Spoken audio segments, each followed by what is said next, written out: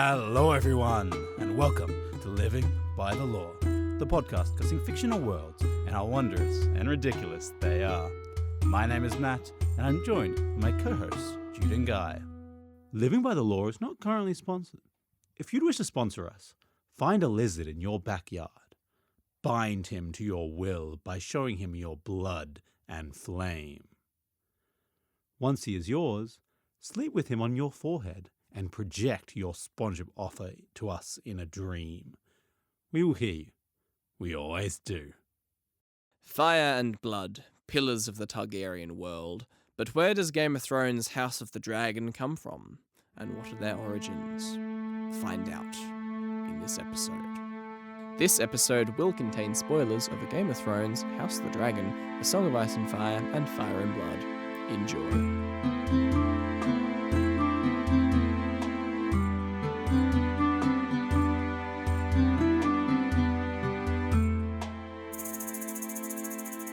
So I had a dream the other night. Crazy. I know, right? I don't actually dream, so that is pretty crazy. I've been having the most realistic dreams. You don't dream at all? Not really. Huh. None that I remember. I'm certain I do dream, but I just don't remember them in the morning. Continue. Yeah, I've been having really realistic dreams, that feel so real in the dream. I had two in particular that I want to share. Mm-hmm. One where my friend from New Zealand died. God damn it. And I had to come to the realization of that, and I literally came to the I was crying. I was crying when I woke up. Yeah, right. That kind of thing. He's fine. He's completely okay. But it's a lot. And then the next night, the night right after that, I had a dream, really realistic dream, where I was in a plane that crashed. And how do you know it was really realistic? Have you been in a plane crash before? It felt real. You know what I mean? I felt like I was there. Okay. It felt real. Mm-hmm. And I had time enough because I saw the plane crashing. I saw the ground coming. I had time enough to come to terms with death, and that I'm okay with it in the dream. Fuck. And I woke up with that clarity. If I'm honest, that dream gave me so much clarity about death that I've never had before.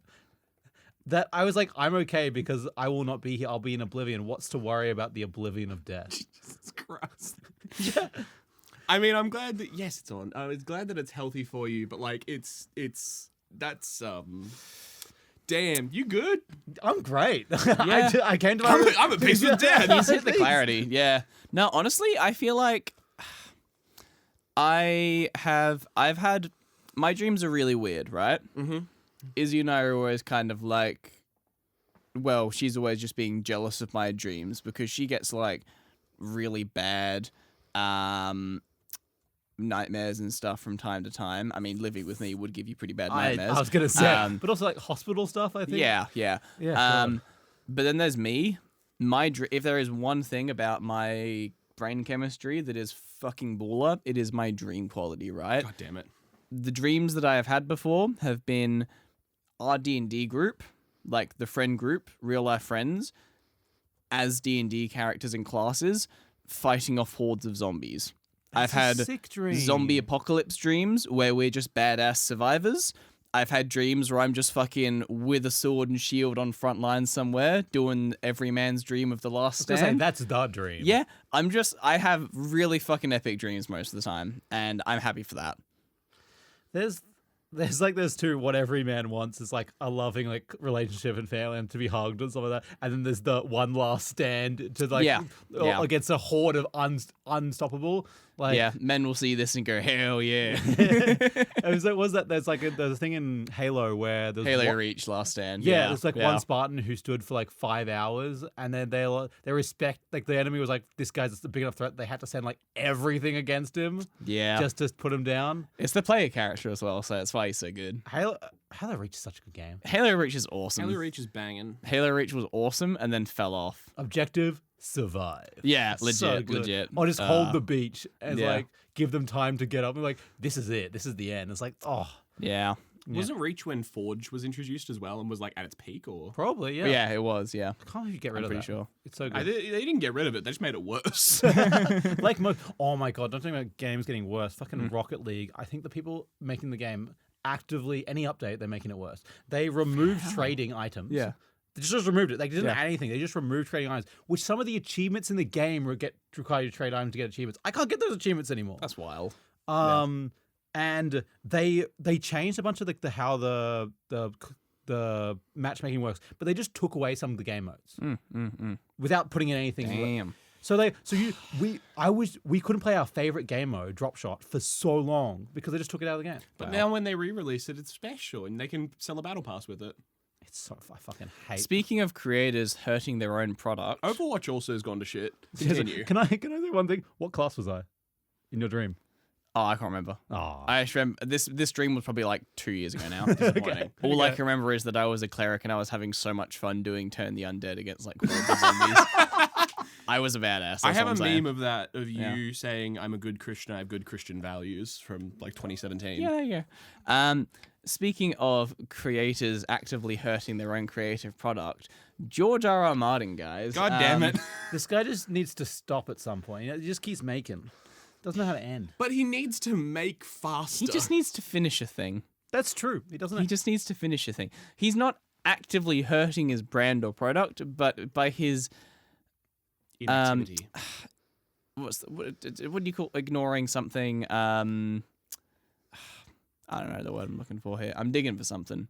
My lunch is getting. I know. I'm thinking. Yeah. It feels like the vibe of someone who, in a race, you want to go fast. You want to accelerate. So he's fucking foot down the accelerator. The car's going faster than ever. He's making really good books. Every book he makes is really good.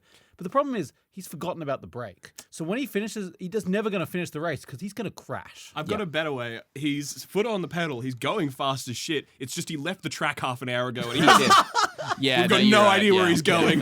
Man, the race, he's 400 miles away. We don't know where we lost him. Heading across France. So today we're going to do the first part of what is going to be a two-parter on the time of the dragon in Westeros. Ooh. But it's not really in Westeros. The Age of Fire? So, in Game of Thrones, the book and the show, we are familiar with the Great Kingdom of Westeros. I have done an episode on Westeros and the Seven Kingdoms. We are recapping, though. In a nutshell, Westeros is a medieval bordering fantasy kingdom populated by various groups of humans under individual kingdoms who are all sworn to one great monarch in a place called King's Landing, which is a colossal city that defies the medieval realism of much other things in the world. What united these seven kingdoms, however, what created this massive city, it was a family called the Targaryens. Nice. Who we talked about in the last episode, but like I say, this episode is going to dive more into them. And they were also known as the Dragon Lords. And that is the focus of today, the House of the Dragon, which is also a show coming out soon. Well, second season coming out soon. I was going to say, isn't it already out? Definitely happening soon around this episode being released as a podcast. Crazy, right? We're very good at like missing the first season and releasing an episode on the second season. You're so right. To be fair, House of the Dragon we all thought was going to be shit, and then it wasn't. So it's really good. It's really so hard to predict what's good these days. Like you hear like video game TV series, and it's like, I don't know. But then apparently you guys are obsessed with it, so Fallout's good. You know what's not shit? What? Being a part of our Patreon. Becoming a law keeper today. It's true. And getting access to things like mini episodes where we talk about our favorite nerd news, like TV shows coming out, new book releases, anything like that. Retcons, shit like that. And you also get access to our scripts and video recordings of the episodes where you can see shit like Jude just adjusting the sword on the set, making sure the sword was being seen on the table. Yep. I also have a sick bit of footage of Matt farting, just ripping ass in the studio. Do not release the footage. We weren't gonna talk Don't about release this. the footage. Don't release the footage. Don't release the farting cut. Oh my God. There's the Matt fart cut. But shout out to our prestige lawkeeper Luke Newcomb and Shadow, and our novice lawkeepers Mike and Jacob from Norway. Thank you, from Norway. You guys keep us doing what we're doing. You keep us on point. You keep us pushing. You keep me sexually active. And anyone else, Gemma actually won't have sex with him unless he's being a successful podcaster. Yeah, correct. Yeah. So you need. She says, "I won't date a failure," and then puts me in the cupboard. It's so disappointing. It's a sex thing. It is. Yeah. Power dynamics interesting. Anyway, Back to the real sex gods, the Targaryens. yeah, The dragon fuckers. the dragon dragon fuckers. fuckers. Well, we'll get to that. They actually do? I was going to make a joke about Donkey from Shrek, but apparently this is real. He's a Targaryen. We'll get to it. So, Game of Thrones, if you don't know, or A Song of Ice and Fire, as the book series is called. Guy hasn't read or watched it. Matt's watched and read it? You haven't read it? I have read by audiobook 80 to 90% of the first book. That's fair. But it's so hard to get through. And you know what's the hardest right now? Originally it was the hardest because reading it's really long, right? But the hardest right now is I know the mistakes people are making because I've watched the TV show, and I cringe, and I had to put it down because I'm like, no, you're going to stop, and it hurts me. It's the problem. A lot of the appeal of Game of Thrones is the fact that it is a mystery and a drama. Dramas and things that are purely drama and mystery based can be really hard to enjoy when you already know how it all ends, I think. It is. I think it's still really like a really Yeah. good story, but Yeah. like just trying to get through it, I'm just like, no, Ned, Yeah. what are you doing, my Yeah, boy? buddy. My boy. I'll be real with you guys. I started watching the first episode of the TV show and got bored because the intro titles were too long. I don't even think the intro titles are in the first episode. No, the intro. That was too long for me. I got I think bored. that's in the pilot It is. episode. It was for the one he watched. But it opens. I can picture the first scene perfectly. It opens on the White Walkers. Okay, well then That if was- it opens on that, I watched that, and when it got to the intro, Okay. I stopped watching because the intro was too long. He's ADHD manifest. Okay, leave him alone. Okay. I actually just started watching the third episode by mistake. I wouldn't be surprised. I wouldn't be surprised. So, Game of Thrones or Song of Ice and Fire, depending what you want to do, is very big fantasy medieval book series / TV show that started releasing a while ago and is not yet finished. The TV show ran from 2011 to 2019-ish, I think, with the first spin-off show currently in production and airing, House of the Dragon, which is about the Targaryens, the main family in the history. Must be a big house. It is a very big house.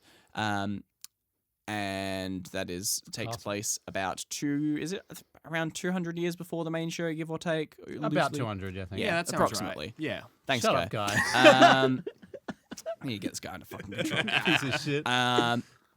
The series is sometimes hailed and referred to as the modern-day Lord of the Rings. I don't like that comparison. I think they're two vastly different and incomparable things. But, it's seen as a big flagship fantasy thing of its generation. That's the main takeaway from it.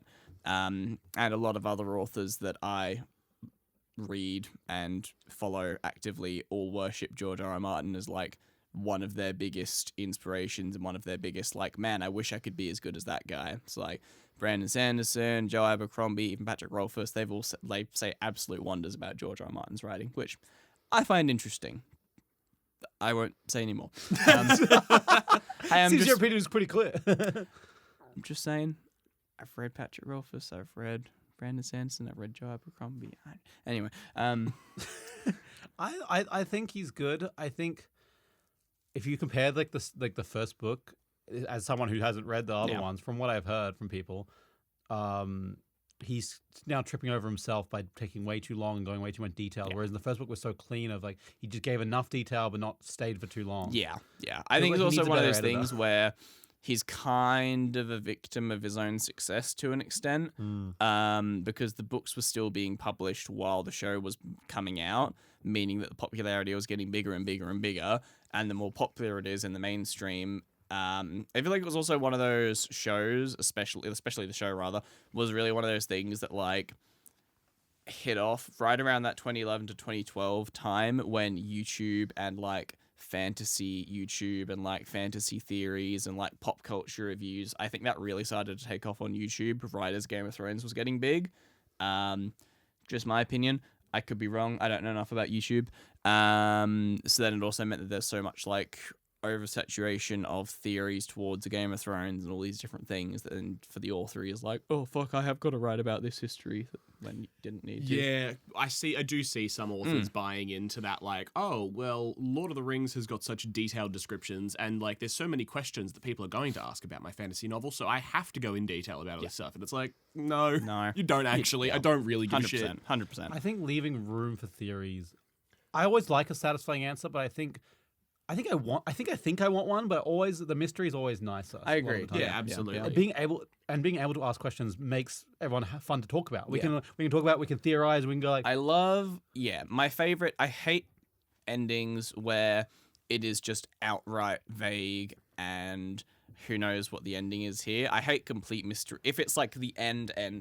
Yeah. I hate a mystery ending. Oh yeah. But I love a conclusive ending. But there's also a lot of vague things that you can take away your own conclusions from, you know? I think as an example in Lord of the Rings, I think that does a really good job. It's when I think Gandalf, when he's in the Mines of Moria, mentions like there are things underneath the earth even deeper and darker. You probably know what I'm talking about? There are things in this world that even I have not been tested. Yes. Yeah, like they never answer that, right? Yeah. But that's really cool. Yeah. And there's just a little drop there to be like, oh shit, that's cool. Like just stuff like that just to help you like imagine this world's way bigger than this story. Yeah, that's true. But yeah, that's Game of Thrones. It's interesting. One of the big things about it is that it does aim to be a little bit more. It was kind of the thing that does set it apart from a lot of other fantasy series. I think is pretty indisputable. It was kind of the first fantasy book series and at least TV show that really tried to be more mature and have a lot more swearing, tried to feel more gritty and violent, tried to have sex be more of a feature. They had tits. Maybe too much in the TV show sometimes. But anyway. What are you talking about? Don't take away my tits. Hey, I'm just saying, it's not always my favorite thing to be sitting down trying to eat dinner. Yeah. And then you get to the scene in season 1 where Peter Baelish is making 2 of his workers pleasure each other in front of him, all the while he's giving this really epic monologue and they're like moaning over it, and it's like,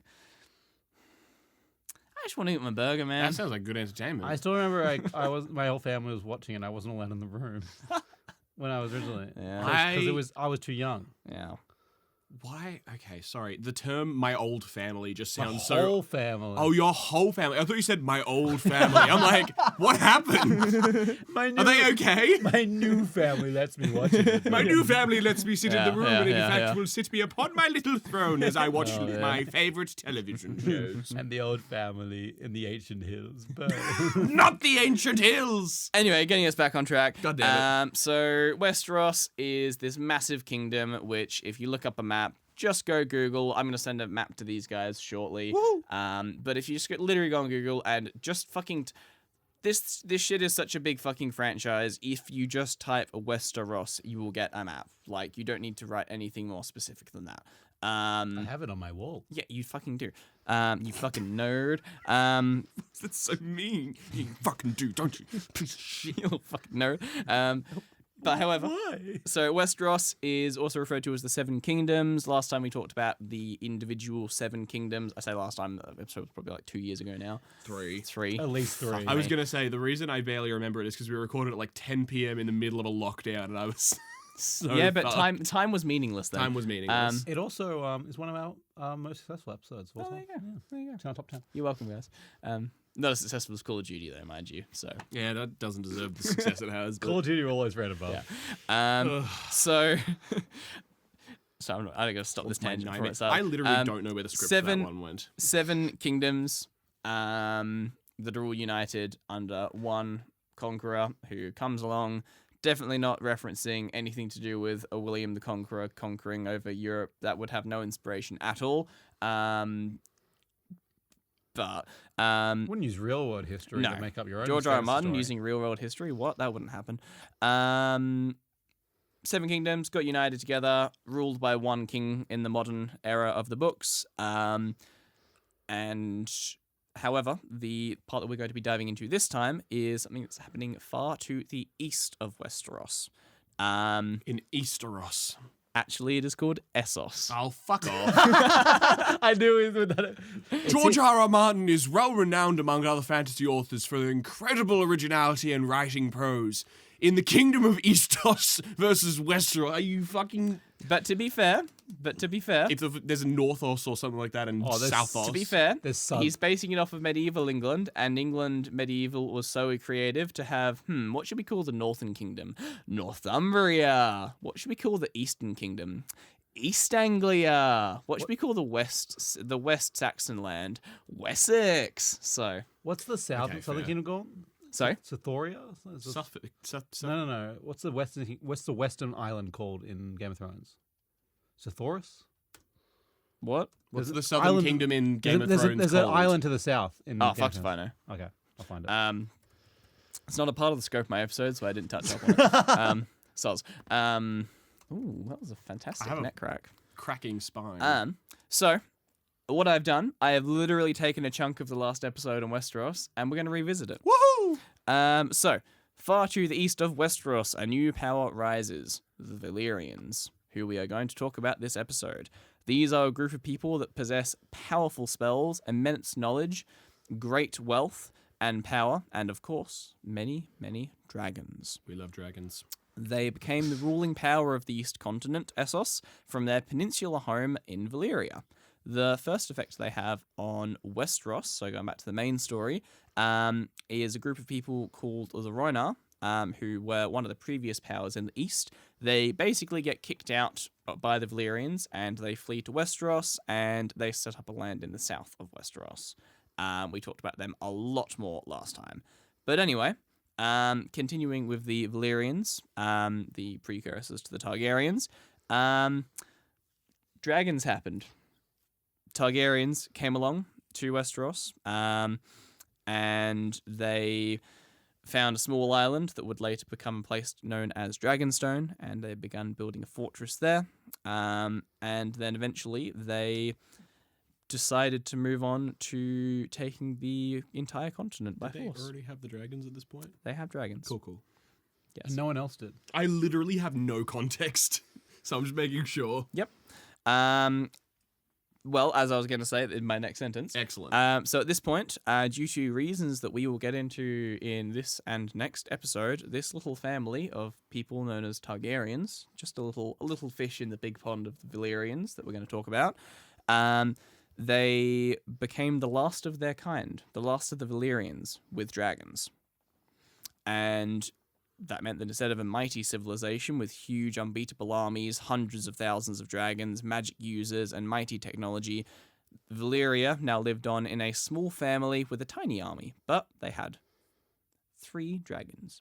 Or 5, depending on which point in time you look at them. 3 dragons. And a few dragon eggs. They have 3 what, guy?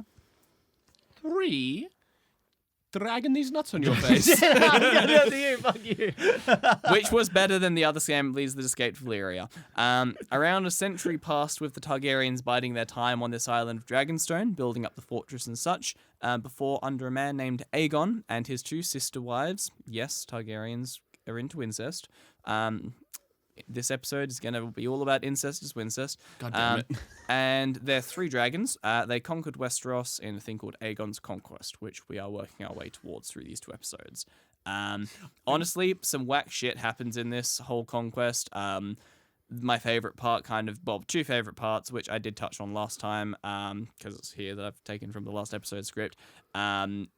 This effectively tiny army with 3 dragons, but effectively tiny army rocking up to this gigantic continent that's like bigger than modern day Europe effectively, landing, setting up a little castle and going, "You're all my peasants now."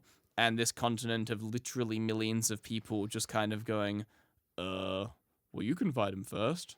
No, you can fight him first. And then he's able to just go around each of these massive kingdoms one at a time with his dragons and kind of win. Yeah, because before the 7 Kingdoms, they're all like differing countries and they were fighting each other. Like I say, They hated they each are other. 7 individual kingdoms. Yeah. Why would you help your neighbor when your rival's being killed? You're like, that's great. Why? So one by one, the kingdoms were either defeated or bent the knee to this Targaryen king. A fun aside here, House Aaron of the Vale was the last kingdom to fall, if you ignore the one that never fell. I was going to say, Dawn. Well, yeah, but they were the last kingdom to fall, because Dawn hasn't fallen. That's true. So yeah, fuck you. They were ready and armed in a very defensible mountain range, but their boy king at the time saw the dragons and surrendered his kingdom in exchange for a chance to ride on the dragon. Fucking yeah. Wasn't it was something like there's a quote. It's like he got on the dragon a king and returned a lord. Or Yeah, something. yeah, something like that. That's cute. Yeah, but honestly based. And the I mean, he wasn't final gonna win. He might as well get a fucking dragon right out of it. I And agree, yeah. lives spared. Yeah. And the final of the Seven Kingdoms is Dawn, but they don't actually get defeated, nor do they bend the knee. So this is the southern one that I was talking about, where these people, the Roinar, went and settled, that were running away from the Dragon Lords. We'll talk about them more when we get into Aegon's conquest Are they later muscly? on. They're muscly. More like the Roidnar. Yeah. Yeah. Fuck, man. Anyway, they never bend the knee, and Aegon is unable to defeat them, so they're able to maintain their own independence, and then a while later they marry into the Targaryen family and become a part of the Seven Kingdoms, making 6 into Wait, 7. so they just fucked their way into the kingdom anyway? Yep. Yep. But it means that they're able to enter on their own terms, and they maintain a As lot part more of the royal family.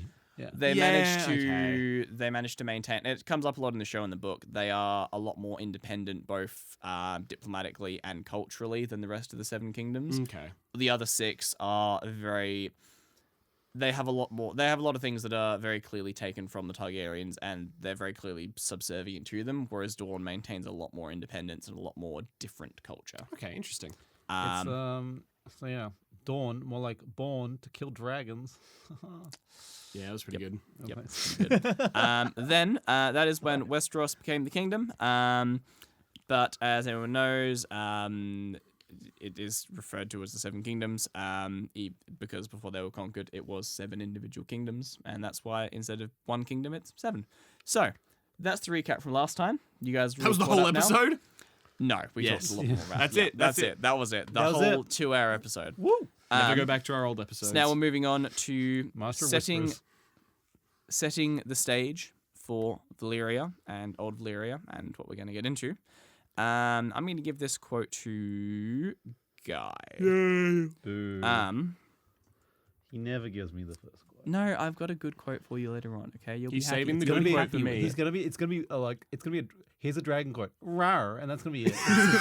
That's the quote waiting for me. So this one, give us your most noble, a little bit stuck up, but like a little bit scary. Sort of up here, sort of in this sort of Prince Charming range. A little bit area. Jude when he's Sort of being this Prince Charming range. Perfect. Beautiful. That is actually perfect. Jude when he's being like a tough DM. All the time then. So this is This is a modern Targaryen reflecting on his ancestors. This world wasn't always so small and petty. Thousands of years ago, while the rest of men prayed to the gods, the Valyrians became them. Through magic or sheer will, they mastered the greatest creatures in history. The horse grants man dominion over the land, a ship over the sea, but dragons gave us the sky, and everything and everyone beneath it. That was very good. That was very Thank you. good. That was very good. Thank you. If I say the character that quote's from, Matt, you'll be like, damn, that voice was really close. Who was it? Daenerys' brother. That was very good. That was actually... Yeah. What's his Thank name you. again? Viserys, isn't it? Viserys. Yeah. Fuck you. Why are they all called the same goddamn stupid shit? Oh. That's Southland. And Oh, by the way, there's like 50 different Aegons. Yeah. I want you Fuck. to know that. Yeah. They keep naming people the same thing as well.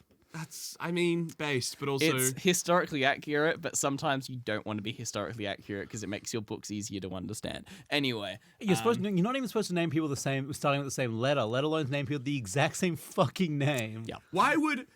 Okay. George R. R. Martin, great writer supreme, everyone loves him. Also, he does all this dumb shit that makes his book harder to read. Why? He actively ignored the advice. That advice. but also, respect. So, Got big balls. who and what is a Valyria? Valyria is a city. and it is the capital of a place called the Valyrian Freeholds, which is a massive territory that spanned much of the continent to the east, Essos. So at this point, I'm going to send you a photo. Give me the map. So, Give me the map. Matt, I'm sending one to the chat. Fuck you. I was going to show Guy where it is on the He's map. doing independent research. Yeah. Stop it. Jude hates independent. This thing. It does say on this map, Fallen Valyria Freehold on this in particular map. Spoilers. The reason I had Spoilers! very carefully fucking curated images, you rat bastard. This isn't just an experience for the listeners. It's an experience for us, the hosts. Yeah. All Well, right. it is. That is, I'm So seeing... that is Essos. That's a map. That's a flag of Poland. Poland, yeah? So the one to the west of the map is Westeros, and the massive red one is Essos. Is this Loss? It does look like it. You're not Damn, right. it's the Fuck final you. panel of It's Loss. the final panel of Loss. There's a vertical white continent and then a red horizontal continent with some islands underneath. And the red one looks about twice as big as And the western this one. is the Valyrian Freehold at its full strength. To give you an idea of how much land they conquer. Oh, Jesus. Yeah, that's Yeah, I forgot they're basically Rome. I was going to say, it's fucking Rome. They are very heavily inspired by Rome and other cultures. I'm which sure we'll that get to. Rome wouldn't... I mean, he's a historical writer, but, like, I'm sure that this doesn't end with them fracturing into, a number of different states and... Of course not. Moving on. You think the places named after historian, which already have historic Yeah. events, would have more historic events? No.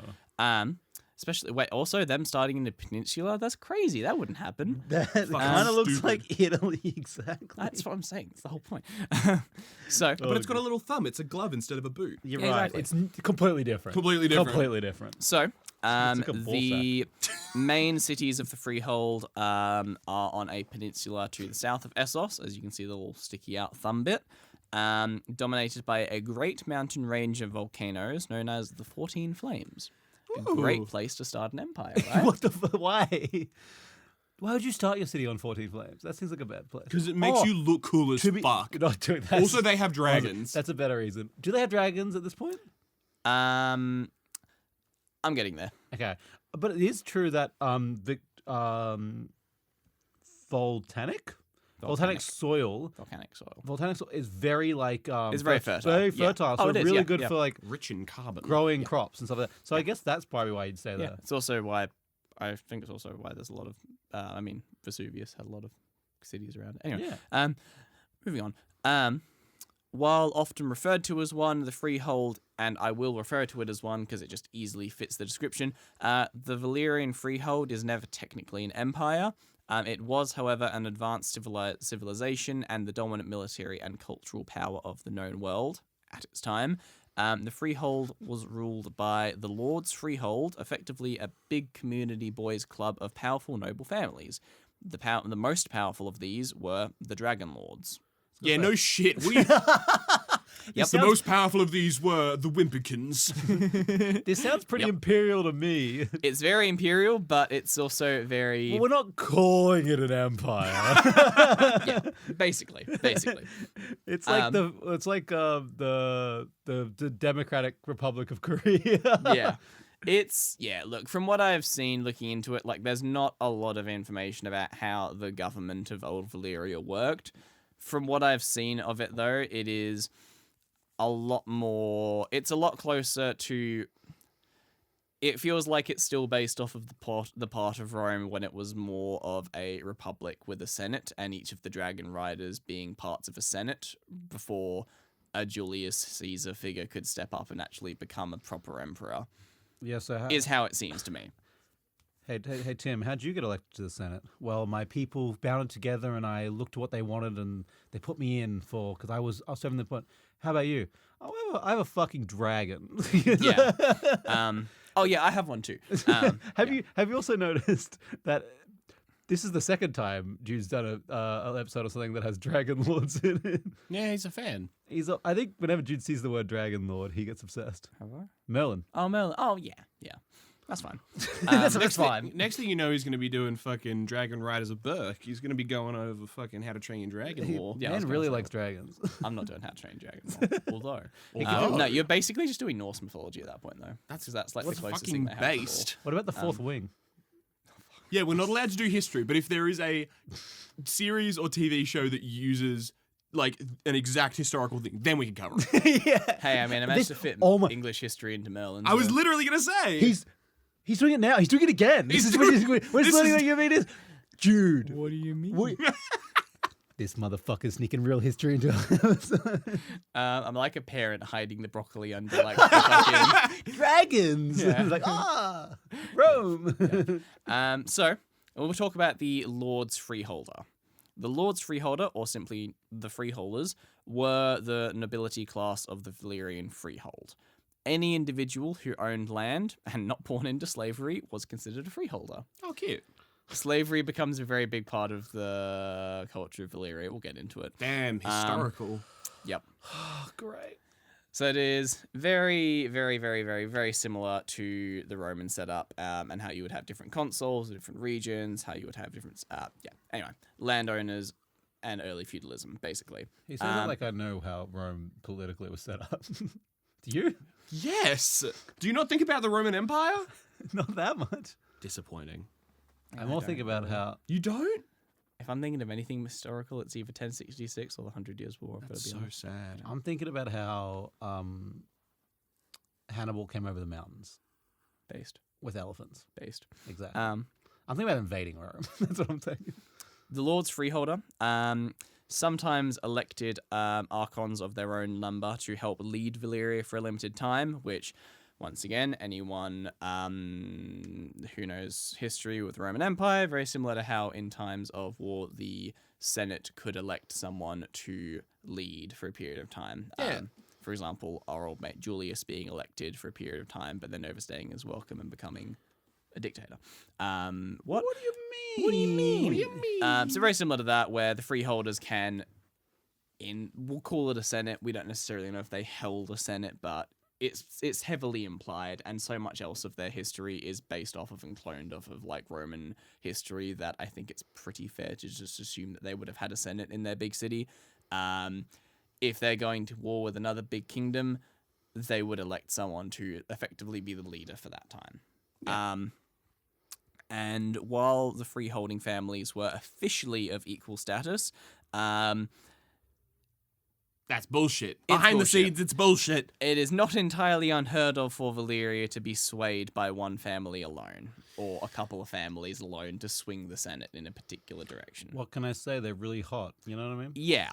The freeholders benefited greatly from the mining of gold and silver by slaves beneath the 14 Flames. Oh, why? Yeah?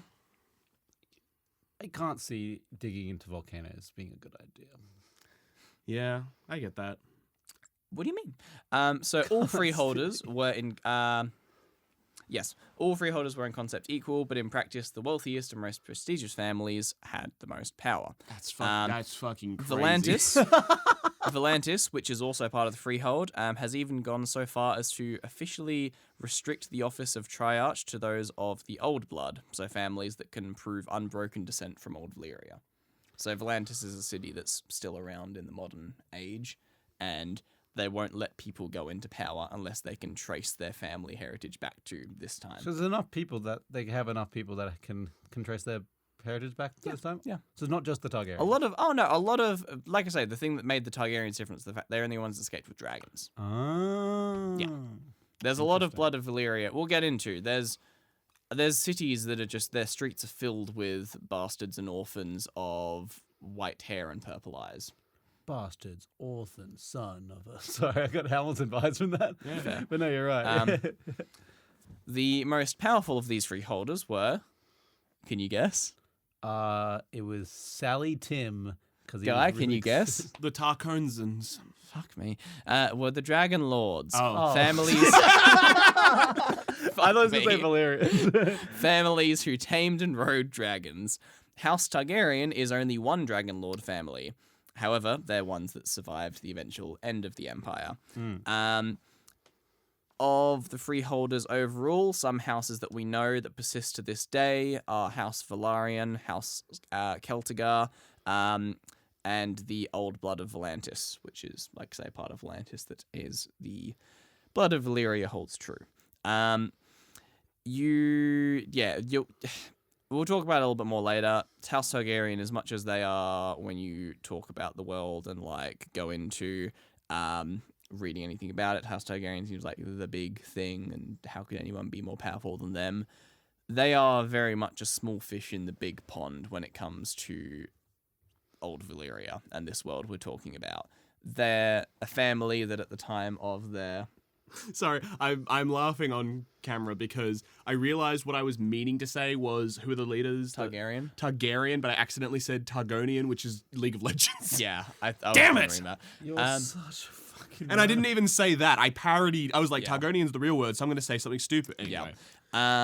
So, for example, like at the time of their escape of the collapse of the Empire, the Targaryens had with them 5 dragons. Ooh. Quite a few of these died before they could do it. Only one of these 5 dragons would live to see Westeros.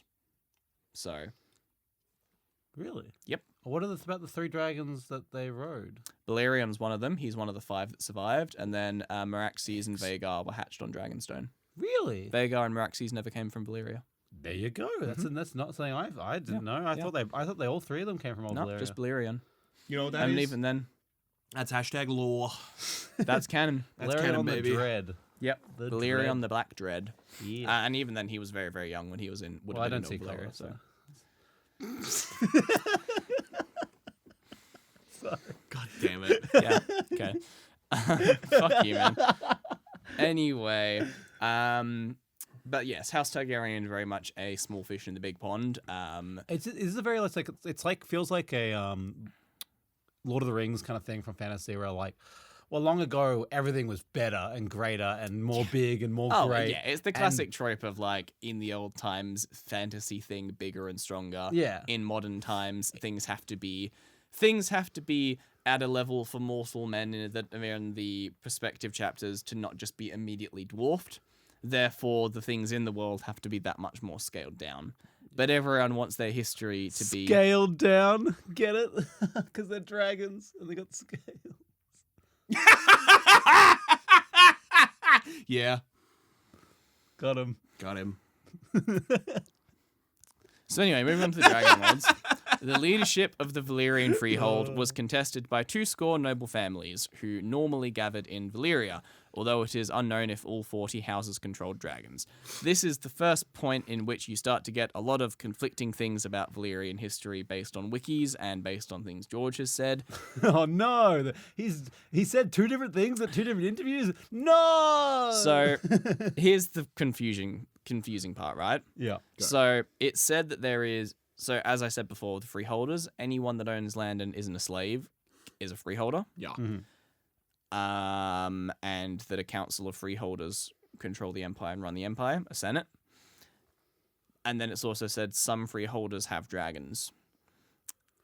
And then it said here that the dragon lords are the ones that they're the ones that meet, they're the senate, if you will. So 40 families that have dragons.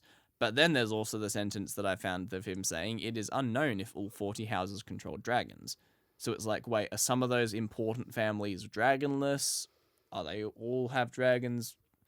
Anyway, I think it makes the most sense that the 40 families that have dragons are the 40 that control everything. Yeah. That makes the most sense to me. It doesn't make a lot of sense to me that you'd have one family without dragons joining this council over all of the other families that also don't have dragons. What about? It would be very funny if they're called Dragon Lords, but they lost all their dragons. So they're the Dragon Lords with no dragons. Shit.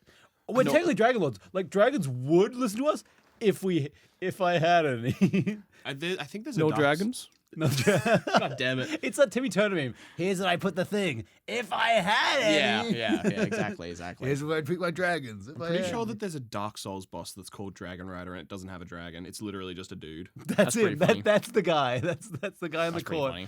He's like, shut up, Tim. You don't have any dragons. Yeah. So anyway, moving on. The Dragon Lords were, of course, the dragon-riding, most powerful nobles of the Valyrian freehold. Some members of House Targaryen, such as Aegon the Conqueror, have been referred to as Dragon Lords even after the end of the Empire.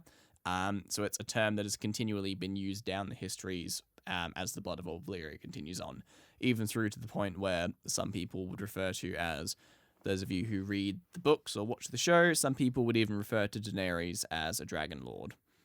Debatable, because, like, I'm not really sure she's a warrior dragon riding into battle, but also she does own and ride dragons, so, She's a dragon lass. she is a dragon. Dragon queen. Dragon Slay. D's. Sorry. Sorry. Strong in sorcery, the Dragon Lords of old are said to have used binding spells and horns to control their dragons, and they used dragon flame to reshape stone into decorative shapes. Some scholars have written that the Dragon Lords consider themselves more powerful than the gods, which is funny because Kinda they based. don't have power. It's the gods. It's the dragons that have power. Yeah. They're just the lucky bitches that ride them. It's called ego, dude. Yep. I will also clarify, I just did a quick bit of reading. Dark Souls 2 Dragon Riders is actually a rank that they have. It is not. That's why they're There you called go. that, Dragon There you Riders. go. Anyway, just tidbit. I mean, No I Shadow's have. gonna kill me otherwise. I think I'm more powerful than God if I have a tank. It's the tank that's the powerful, not me. But I still think I'm more powerful than God. I would consider myself more powerful than God if you gave me a tank and a bit of cocaine. I'm pretty sure that I would believe that I'm more powerful than God. That's what I'm saying. These dragon riders, they probably have cocaine. The Dragon Lords, this is a trait that all the Dragon Lord families have. That is, it's kind of seen to become the classic Valyrian traits, and the blood of old Valyria being tied to it, when in reality it's really just the Dragon Lords who are said to have these traits, and that is pale skin, silver gold hair, and bright purple lilac or pale blue eyes. Kind of, again, one of those... Maybe some families had these traits that weren't Dragon Lords. Maybe it was the magic of the Dragon Lords that made their eyes that particular way. Who knows? All we know is the Dragon Lords all had this trait, and it's something that we see in the modern Targaryens in the show. Not in the show, in the books. The show forgot that. I hate it when I think of jokes that I know I know who I could tell them to, but they would make no sense to you guys. So I'm going to throw this one out for the audience. They also don't have pubic hair anywhere apart from their eyebrows and head, and they also don't get their period. That's a Tumblr joke circa 2012. Huh? There was a What the thing. fuck did you just even say? Don't worry about it. I said that you wouldn't get the joke. It's fine. I don't want it repeated. Someone out there knows. I'm sad that you said it once. I don't know, but I don't. I do like how it means because they give a description and we can't see these characters, they have to give a description. Anytime anyone says they have pale hair, it's like, Targaryen. Are you Targaryen? Yeah, legit. Pale hair, or like, Yeah. they have like blue, or could even be purple eyes. Get it. yeah. That guy. 100%. What about the is it the Starfall? What are they? What's the family that's they have purple eyes that aren't Targaryens? Yeah, fuck, I can't remember. But yeah, They have like the there sword called Dawn or whatever. Yeah, the Sword of the Morning. Yeah. Yeah, is it Arthur Dane's family? Danes, the Yeah, the Danes. Danes, yeah. And it's like, what the fuck are these guys? Yeah, Not to get troubled in that. yeah. Get it off your screen, guy. Get Get it off your fucking screen, Jesus Christ. I'm just showing you. It's real. It's a Tumblr post. I hate Reddit. Um, Is it Tumblr? Tumblr. It's Tumblr. You said Tumblr like 6 Even times. worse. The Dragon Lords were strikingly, some say inhumanely, beautiful. However, in order to keep their bloodlines pure, the Dragon Lords customarily wed brother to sister and cousin to cousin, and all sorts of everything else to keep the bloodlines pure. I was wondering how long a historical drama would take to get to eugenics. Yep. I don't want to. No, I don't want to make a joke about that. I'm good. But keep it in the Heraldric. family, you know what I mean? An The interesting- dragons, right? You want to keep. Okay, to be fair, there's one good thing. What? If everyone has dragons, if everyone's super, no one is. You know what I mean? Yeah. It's a worthwhile So that prospect. if you got to keep that bloodline protected. Yeah. Yeah, you can't be getting the dragon who owns the dragons. That's what I'm saying. That's why these guys should not be having bastards. That's my thing. There's bastards in this show? Yeah. But yeah, it's an important thing. Just a fun note here, rather. Heraldic banners, were not used by Dragon Lords. So at this point in time, they would have just had colors of Valyria rather than like family crests and family colors. but that family colours idea does very much become something as they get into Westeros as the Targaryens. Anyway. I was wondering what the hell that was. A banner of a family. Okay, cool. Yeah. I'd never heard of that. So the Dragon Lords were very hedonistic, as you can imagine. Crazy, I know.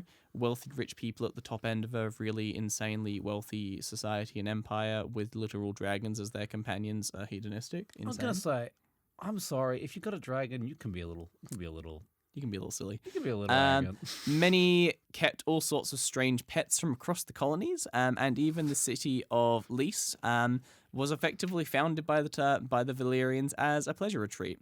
And rumors say that this is a city that's still around in the modern time. Rumors say that there are still white-haired orphans there till this day, even from the old times of this. God damn. Almost all dragon lords died in the eventual fall of Valyria. Some in Lys and Tyrosh survived the catastrophe, but were killed in its aftermath. Later on, a dragon lord named Orion led a surviving army to try and reclaim the ruins of Valyria, but he was never seen again. Although not dragon riders, many Volantines consider themselves the successors of the Dragon Lords, and Volantis itself, as I was saying, one of the freehold cities founded by Valyria that's not on the peninsula. They've waged wars against other free cities during a fun time called the Century of Blood. But that's history we won't bother getting into right now. The only time that's a fun time if you're Dracula. Yes. There is a misconception amongst the fandom, maybe not quite the full fandom, but a little bit. There is a bit of a misconception that all Valyrians were dragon lords or everyone had their own dragon. That is far from the case. Dragon lords and families with dragon lords were simply the highest echelons of society. These houses and dragon lords would always feud with each other in a constant fight for dominance. They very rarely openly fought each other, but it was a lot more political behind-the-scenes movements. Just because a house didn't have a dragon lord didn't mean they were weak, however. For example, House Velaryon, who people who have watched House of the Dragon will know this house very well, were quite an influential house in their time through their naval control, yet until more recent times, after the fall of the the fall of the Empire, rather, they didn't have dragon lords. They eventually, because of this, that was part of the reason they were so expansionist, and they ended up settling an island near Westeros, even before the Targaryens did. And that's part of the reason they survived the fall, because they already had their colony over there and their navy. The Targaryens were one of the Dragon Lord families, but as I say, far from one of the most powerful. They were the last Dragon Lord house to survive the Doom, as Aenar the Exile had led his family to Dragonstone. We will move on now to the magic and sorcery of the Song of Ice and Fire world before we hit the actual history. Man said a lot about this fall. He hasn't told me what's happened. Oh, yeah, He's telling you, we keep referencing this thing called the fall. Blue balling you. Damn it. Man. I can kind of see how, because we were talking about earlier how we can only really assume that the Fire Lords would be on the Senate. But you can see how a house like Velaryon, because they have like a full navy, would kind of get their place there. Maybe at least listen to a little bit. They don't have any dragons, but like they have a lot of ships. Yeah, you can, but then also like, you know what's cool? 100 ships doing a trading route, or like 3 dragons. Yes, you're not wrong. Shut up, okay? Also, I know this is a bit of a question you might be answering later, but I know there are wild dragons in modern day. There are wild dragons around. I don't know if they're in the modern day, but I know they're in House of Dragon times. There's wild dragons. Are there any wild dragons around Old Valyria? Is that a thing? Not really, as far as we know. Yeah. Okay. I will talk about that a little bit. I'm going to talk about the magic and sorcery. Just touch on some of the magic in this world. It's very soft. Heads up.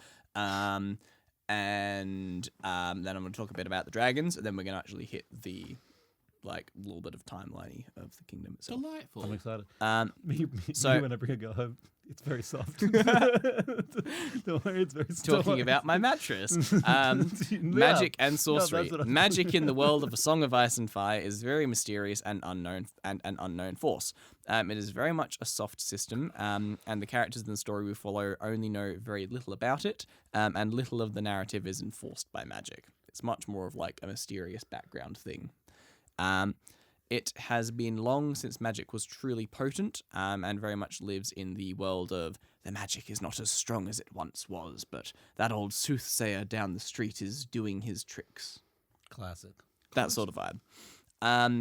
In Westeros and most of the lands of Valyria in its time, magic is held to be a mythical force.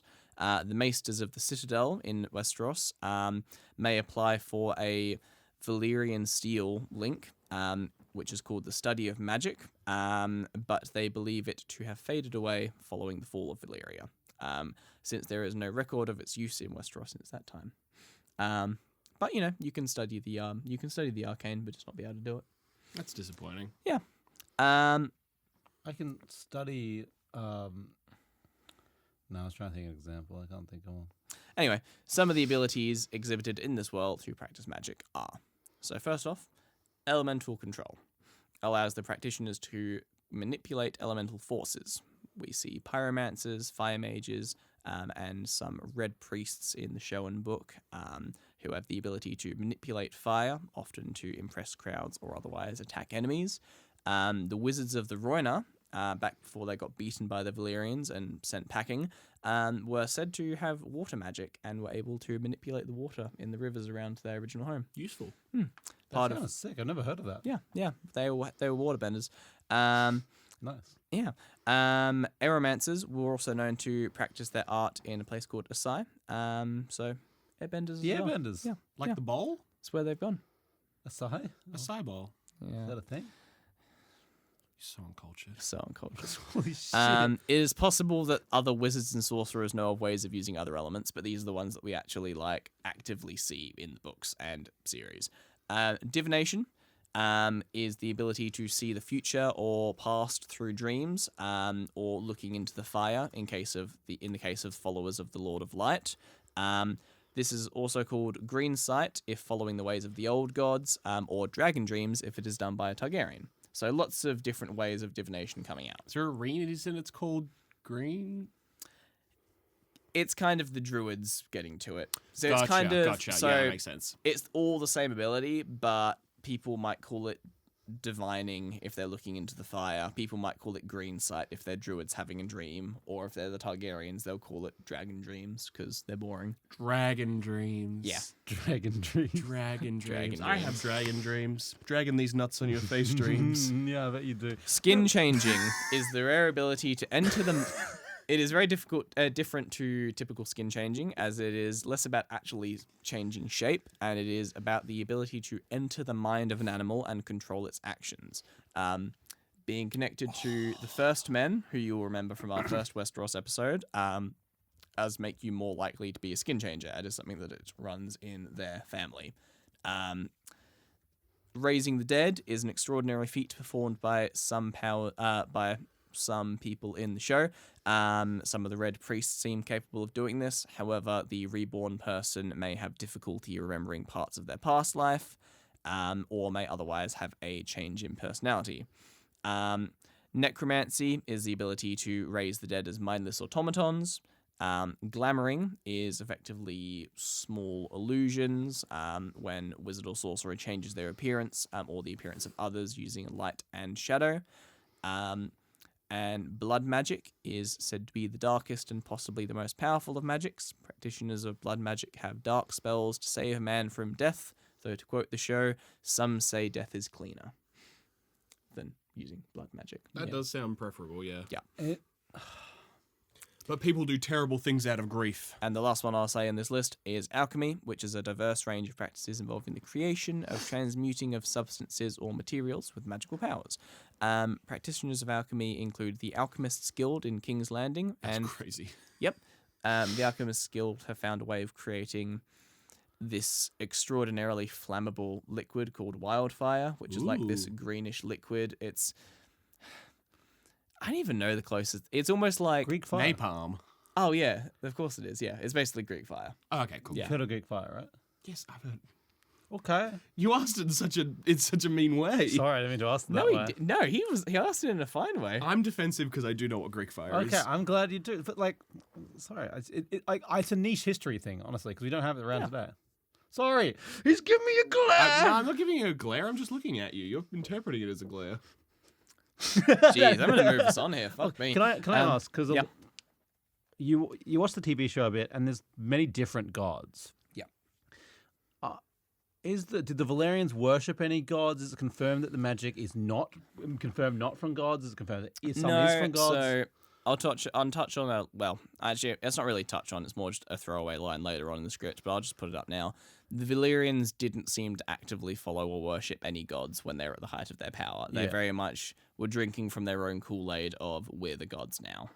So like they had the magic and they didn't even have the gods. So like, what I don't get is like people worship. Is it just easier to do worship and train to be a magician, or is worshiping needed at all, or does it help? Well, it's kind of one of those things that makes it's really hard with this world because the magic is such a soft and mysterious thing. We don't really know. Yeah. In the same way where it is left incredibly vague if any of the gods are actually real. Yeah. In the sense, as much as that's a weird thing to say. In a lot of fantasy things, it's pretty fucking clear that the gods are a real force, whereas in Game of Thrones, it's so aiming to be more of like a gritty, realistic thing. It's left so vague if the gods are actually real, and you see a lot of people praying to the gods, and they certainly believe the gods are real, but you never see any kind of divine judgment coming down. You never see any acts of God actually happening. I would fucking froth someone doing a lore episode on the real world and be like, gods are a really important force in the society, but we don't actually ever see in the plot. Well, that's what I mean. Yeah, like that's very much like It's good. It's a fantasy world. Despite the prayers of many, Joe Biden has not been struck down by divine force yet. Fuck. We get arrested for saying that. Fuck. It was a joke, Joe Biden. Don't arrest me. I'm also in Australia. You got to put me in the same place as Julian Assange. they let him. The Australian government will good give you. Hey, guy could still record podcasts from the embassy. I absolutely could. That's actually true. Let's put him in the embassy. Put me in the embassy. I don't want to go to the embassy. What was it? What was I saying? Words probably. You were talking about magic systems, gods. Yeah. So but in our world, no one can set a sword on fire. You know what I mean? So watch me. Okay. With magic, but like in this world, like they believe in their god, and they're like, the god puts the sword. So what Matt's referring to is there is a group in the world who worship a figure called the Red Priests. They worship the god of death. They worship the Red God rather, and they are effectively a group of pyromancers. It is one of the big mysteries of the show because yes, we see lots of other magic in the show and in the books that is not this red priesthood connected, but none of that is tied to a god. All of the other magic we see is we see skin changes, we see alchemists, but that feels a lot more tangible and physical to an extent. Whereas suddenly you see this person going, I worship the one true god, look how I have pyromancy. It's kind of one of the big conspiracy theories of the books at the moment where it's like, is this god actually the one real god of the world? Or is it just a cult of pyromancers who are like, hey, I can do sparky thing. We can make people believe our god's real. I much more lean towards it being that personally, because that feels a lot more true for the setting of Game of Thrones. I would agree, but I think there's two cases in Game of Thrones that I know of that kind of point towards it could be real. I think there is the time where, what's his name? Varys's dick is chopped off and thrown in the fire, and there's a voice coming out of the fire, and I think he says something about that not being a human voice, particularly not being, and that chilled him to his bone. Yeah, that thing. There's also the case of wait, chilled who to their bone, real quick? Was it Varys got chilled to the bone? Yeah, the guy he just has dick chopped off. I think there's some other experiences going on there. Continue. But that's not wrong. There's also the priest in Westeros who just goes like, please come back, please come back, please come back, and does like a small prayer, and then the guy comes back to life. Yeah. And he's like, okay, now I believe in this fucking god. He didn't believe in it before. Yeah, I think... What's his name again? Thoros of Myr, you're thinking of. Yes, he is a member of the Red Priesthood, though. He's trained in their ways. Yeah. My personal theory about the Red Priesthood is it's all very much cult mentality of all of them are trained and indoctrinated into this cult, and they're told that their abilities are the extension of their god. Yeah. But how do we know that they aren't just people that naturally have that magic in their blood? Yeah. But then, And then the proof. didn't the hound look into the flames and went, "Oh, I see. I saw my future. I saw a voice. I saw that thing." Or is that just an illusion? Could be an illusion. Yeah, that's true. The person that does that is literally wearing a glamour delusion at the time. Yeah, you're not wrong. Yeah, that's true. Okay, yeah. So that's what I mean. Like, I personally think that I think that it hurts the setting. If one god is real and the rest of the gods are fake, I think it hurts the setting. I think it's better for there to be none. I think that's funnier. I like there It'll be being funnier. none. The none works really well. I also think there's interesting. I really like there is one god, and every god is that god. Yeah, no, I know what you mean. Yeah, there's death is the only god. Well, I think that's what Death is the only god, and he has many faces. Yeah, exactly. That kind of thing. That Whereas kind of there theory. is one god, or are they sentient at all? Yeah. Do they have any control, or But are they that's- just yeah. a power? Is this just a power source that everyone's pulling on? Yeah, but I mean, the faceless men who are a cult that follow the god of death. Yeah. I don't think they're ever actually referring to a god of death. They're referring to God. Death itself is a god because it's a force we can't change. Anyway, we're going to keep moving before we get too sidetracked here. That's so true. Valyrian magic is all rooted in blood and fire, funnily enough. It is said that they could set dragon glass candles. So dragon glass is effectively obsidian in this world. It's been made with dragon fire. Candles of dragon glass set to burning with strange, unpleasantly bright light. With these obsidian candles, they could see across vast distances, look into a man's mind, and speak with one another as though they speak with one another across half a world. So It it's a is cell said that- phone. basically. Yeah, I love it when I download the app that lets me look into a man's mind. Yeah. It's called It the is- algorithms that are analyzing you when you use Instagram. It is often said that the old wizards of Valyria did not cut and chisel stone, but worked with fire and magic as one might work clay. The people of Valyria were very strong in magic, and they used their powerful wizards and their dragons in conjunction with their armies to conquer most of Essos. Dragons were sometimes controlled by whips, but more often than not, dragon horns and sorcery. We also have accounts of Valyrian blood mages using magic to forcefully mate animals and slaves to bring forth half-human creatures. Yep. What? I love the throwaway things you find from random George R. R. Martin I'm moments. good. No, Yep. I didn't need to know that. Also, dragon horns, as in like literally like, or like grabbing them by the horns.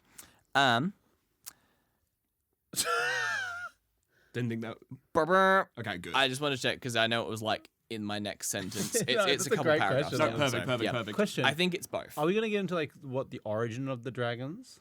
That's the next point we're getting to. Okay, great. I have so many questions. Yeah, it's okay. It's okay.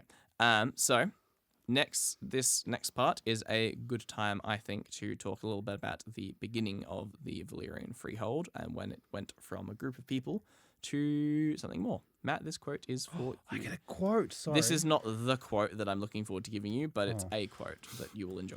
It's not. So this is the same character that said the last quote.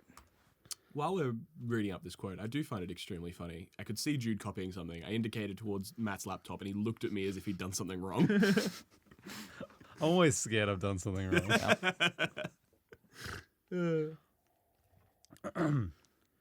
At its height, my ancestors ruled the known world. Whatever parts we didn't weren't worth knowing.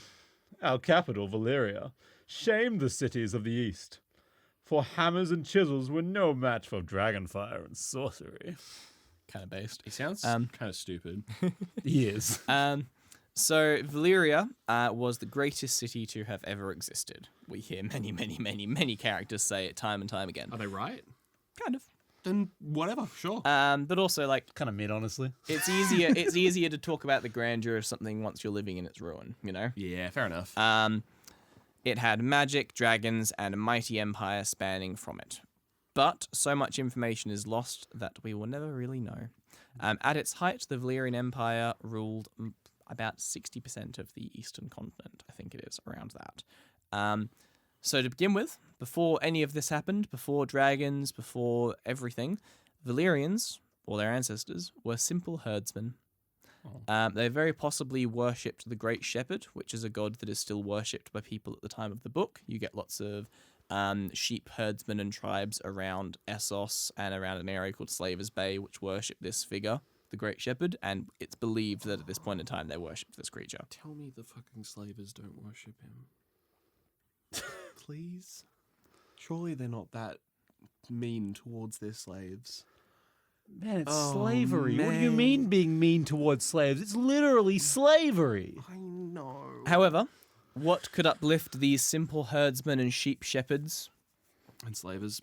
but the reign and birth of dragons? Dragon. The most popular theory is they became dragon lords when a chain of volcanoes, so the 14 flames, gave birth to the first dragons. Supposedly. In the show and the world, there is about 5 or 6 other theories around how the first dragons came to be and how the first Valyrians tamed them. Some stories tell about the moon being a great egg that got too close to the sun and hatched the first dragons off of the back of it. I love that one. Another speaks of people down near a place called Ashai teaching the Valyrians how to tame dragons. There are also tales of ancient blood mages tied to Valyrians' ancestors who created the first dragons through mixed breeding and blood magic, and weird interspecies stuff. Theories are endless in the East. Every different culture you talk to has a different theory as to where the dragons came from. I reckon the most obvious probable cause is a little bit of a combination of all of them, apart from maybe the moon one. That's a little far-fetched. But some combination of blood magic being involved in the taming process, the herdsmen being taught how to tame from some other people, and the dragons being born from the volcanoes, I think is the most likely case. However, whatever the case, the results speak for themselves. The Valyrians found themselves one day being herdsmen in simple villages and mud huts with sheep, and the next day, with the ability and in a position like no other. They had dragons tamed and at their whim. They trained them, they tamed them, rode them, befriended them, and ultimately used them to conquer a continent. I think it makes a lot of sense to have a blood magic involved just because of it's literally in a bloodline who can control dragons and who 100%, can't. yeah. And they look at you and they know if they sniff you and they know if you're a Valyrian or not. Yeah. So I think it has to be in a blood magic. I think fucking them would be fun, but it makes no sense. I agree. I am glad that they do have the explanation, because if it didn't come up, like if some explanation for how this happened didn't come up, I was going to start talking about the fact that like humans didn't even domesticate like fucking zebra. Like, how are we doing this with dragons? That's insane. I think I like the idea that they've created personally because drakes exist in the world, which are flying lizards that can't breathe fire, that are quite small. So I like the idea they basically used blood magic to connect it to them, used fire magic to make them more powerful and breathe fire, and used maybe warging magic to combine it to them. 'Cause they have a very Skin changing. The skin changing. They have a very like kind of connection with their They do dragons, have very unlike- deep connection to That's it. unlike Walking any- magic. I thought you said walking magic. I was like, what the fuck are you talking about? Warg. Just say Warg? skin changing. Warg. I referred to it as skin changing for this episode because that's the simplified process. Sorry, So, skin skin changing. changing. Sorry. I'm here as the Used- stand-in viewer who hasn't actually watched That's it why I'd through. use the simplifiers word and shut your damn mouth. Guy. I'm Um, making your job harder. It's okay. No, it makes my job better. I'm the viewer perspective. Some say that it does require the blood of old Valyria to be able to tame dragons, and we see at various points in the book, the histories, and the show. Once again, Matt trying to steal my fucking thunder and taking my next sentences away from me. Dragons do actively recognize and respond to Targaryens, the only people we see at the time of the show. The only people we see at the time of the show which still have the blood of old Valyria. We see dragons actively not being immediately subservient to them, but kind of smelling them, seeming to recognize their smell, and allowing them to touch them and even ride them. So there is certainly a lot of evidence for that being the case. However, at various points in the history, we also see plenty of Targaryens killed, wounded, or horribly maimed while in the process of trying to tame dragons. So, there is, however... Some dragons are cooler than others, basically. Yeah. However, there is an artifact from this time which gives an interesting other theory, and that is an artifact called a dragon horn, which is said to utter a sound like 1,000 screaming souls. Oh, excellent. Bright and baneful was its voice, a shivering hot scream that ran down a man's bones, that made a man's bones seem to thrum within him. It was the horn of hell. So I have a quote here for Guy. Yay. Give me a slightly Scottish, very angry pirate man talking about Jesus Christ. this. Scottish pirate. This Scottish and pirate are the same thing, by the way, Yeah, okay. in accent terms.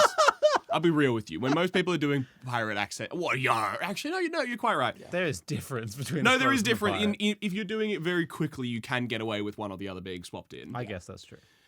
That horn you heard I found amongst the smoking ruins that were Valyria, where no man has dared to walk but me. You heard its call and felt its power. It is a dragon horn, bound with bands of red gold and Valyrian steel, graven with enchantments. Let me drink, my throat hurts. Jesus.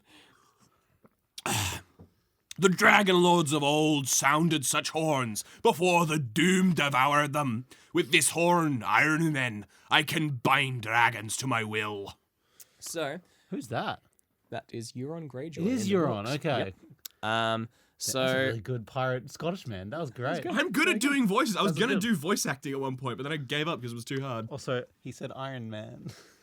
It says Oh, my bad. No, Iron Man. I mean, like, oh look, it's Iron Man. That's me, not you. No, I'm you said defaulting to You Iron said the Man. right one. You said the Through right this, it is so one of the implications we see is that maybe the old Valyrians had more nefarious methods of taming and controlling the original dragons, that it was simply horns that forcefully bound them to their will and almost more of a mind control than any kind of befriending and taming. one. Interesting. But then we also see the evidence for the modern dragons being quite happily friendly and recognizing blood of Valyria in modern people with that blood. So I think it's a bit of a combination of both. Maybe some of the ancestors were kind of taught to fear the Valyrians through the horn, but then that enabled them to become friends down the line. Who knows for sure? My question: have we ever seen this thing work in the books yet? No. That's my question. I don't think the So horns that have been is- used yet. So that is the next point I was going to talk about. That one of the interesting parts of the books is left us on with a big question mark that we have yet to see because the next book hasn't been released in 15 years, whatever the fuck it is. Lol. That the character that's found this horn, his whole plan is to go across the sea to the Dragon Queen, who's establishing her own empire, and bind her dragons to his will, and then use her dragons to force her into an alliance with him, and then bring her and the dragons back and take over everything with those dragons. Why not just bind the Dragon Queen? Because he only has a horn to bind dragons, not a horn to bind queens. The Dragon Queen isn't a dragon. She's a Oh, person. shit. So she- Okay, yeah, no, fair sorry. enough. Yeah. That's actually That's really a very good. quest- that's a very it's fair Daenerys point. Targaryen. Oh, She's- yeah, she's of a course. woman. Sorry. No, I yeah. do know her. Oh my Yeah. god. That's okay. Sorry. That's that's so funny though. I heard the Dragon Queen and we're gonna steal all her dragons. Like, I literally know nothing. That's so. So Really so that's his plan. He sends the horn with one of his nephew or cousins, character called Victarion Greyjoy, who gets sent with the horn to this Dragon Queen. And the last point we see of this character's journey before that book ends is them being on a boat outside the city, being like, time to see if this horn works. So who fucking knows what could happen in the next book? They completely cut that entire subplot and plot line from this series. So who fucking knows? It really, unless George really changes a lot of things, it really saddens me that they cut so much because it means like it doesn't even matter. Exactly, that's the thing. Like, if they could cut it from the show and still arrive at the right conclusion, Yeah. supposedly, doesn't matter. But yeah, Honestly, Anyway. Euron in the show could have been fucking cut. I hated them so much. he sucked. Anyway, so a little bit that I thought I'd add in, just before we get more into the history. Dragons in this setting, I really haven't really talked about them. I've just said dragons. Mm-hmm. What are the Yeah. dragons like? So dragons are scaled reptilian creatures. that's crazy. What? No. In this setting, they have 4 limbs, Mm-hmm. so 2 wings, which are used as 4 legs, like bats. Oh yeah. Gotcha. And then they have 2 rear Because legs. there are sometimes the T-Rex variants that have got wings and hands. Exactly. On the front.